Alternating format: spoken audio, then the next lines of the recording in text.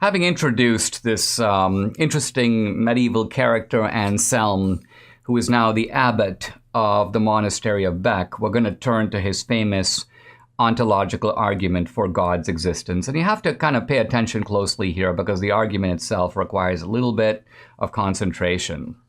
Anselm begins in an almost disarmingly simple way. He goes, let's find a definition of God that everybody can agree on. In other words, a definition of God that the atheist, the skeptic, the agnostic, the believer, we all agree that's what we mean by God. So we're going to agree on a definition. And Anselm supplies a definition which I think meets his criteria. His definition is this: God is that than which no greater can be thought. So in every respect, God is, you may say, the greatest. You can't even think of someone or something greater than God. That's the definition. And Anselm goes, do you agree when we talk about God? Would you agree that that is in fact a valid definition of God? And I think the answer to that question is yes. Now, here comes Anselm's kind of ingenious move.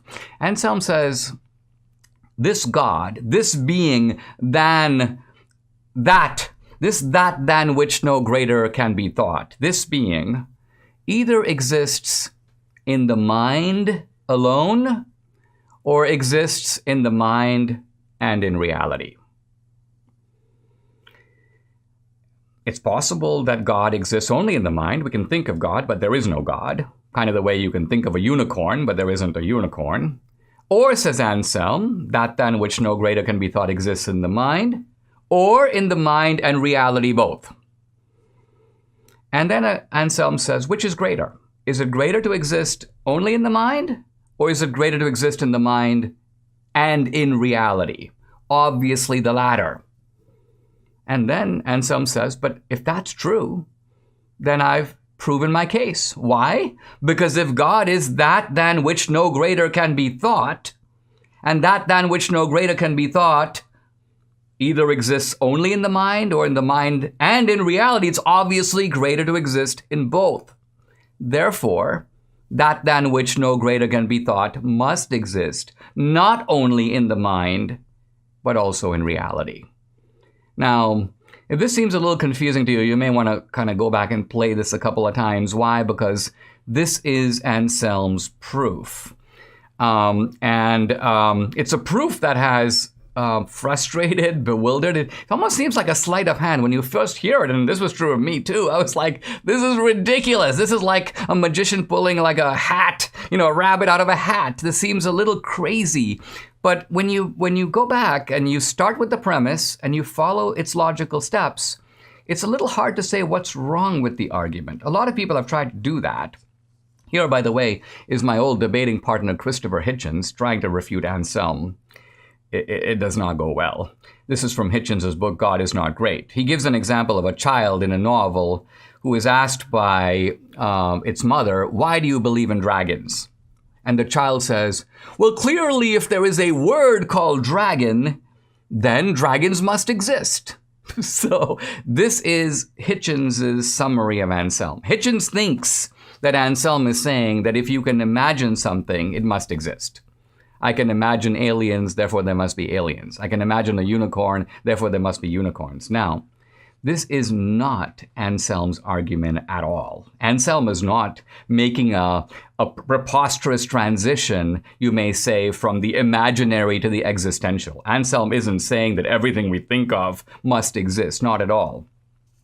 Let's deepen the inquiry by looking at a monk, Gaunillo, somebody who was in a nearby monastery, who tries to refute Anselm, I think, in a much more sophisticated way than Hitchens. You begin to see here, by the way, how ancient medieval theologians thought about these things a lot deeper, a lot better than a lot of contemporary skeptics who think they're the first ones to come up with this stuff. So Gaunillo has an argument, very ingenious, that parallels Anselm's argument. I want to go into it for a second. Gaunillo says, let me imagine a kind of island that is the greatest of all islands. And it exists somewhere, no one really knows where, but it's the greatest of all islands. Now, this greatest of all islands either exists in the mind, or it exists in the mind and in reality. Now, which is greater? Obviously, it's greater to exist, not just in the mind, but also in reality. And therefore, this, according to Anselm, says Gaunilo, this greatest of all islands, since you can conceive of it, must exist. This is the so-called lost island argument, kind of famous in philosophy, intended to be a refutation of Anselm. Now, it's very interesting to see what Anselm thinks about this. And Anselm, in considering this so-called lost island analogy, basically says no. The lost island analogy doesn't really work. Why? Because he says when you're talking about any other thing other than God, you're talking about excellence that is relative. So the lost island may be greater because it's greener, or it has more wildlife on it, or it's a more beautiful island. This is relative greatness. And so something can be greater in some respects than something else. But Anselm says that's not what God is. When we talk about God, we agreed on a definition that God is that than which no greater can be thought in all respects. God is sort of the greatest in every dimension. And Anselm says, given that that's what we agree about is God, that's what it means to say the word God, I'm asking whether in this one special case, this greatest of all beings either exists in the mind or in the mind and in reality. And since it is greater to exist in the mind and in reality than to exist in the mind alone, that than which no greater can be thought must exist, not just in the imagination or the mind, but also in fact, in reality. So what Anselm is saying is that his argument applies to this one case, and that invocations of other examples that are greater or not greater in some respect or the other, that's not what he's talking about. He's not saying that those things must exist. It's kind of an amusing conclusion to Anselm's life is that this was a guy who thought deeply about these things, and quite honestly, even when he replies to Gaunilo, he spins out 2 or 3 new arguments that weren't there in his original book. By the way, Anselm's book is called the Proslogion, right here. And it contains this, not only his argument, but his replies to critics, notably Gaunilo. Well, here's Anselm finally on his deathbed. And he's doing what apparently was his last prayer. And I want to read it because to me it's so kind of revealing and sort of amusing. And he basically goes, Lord, if it is your will to take me now, I will gladly go.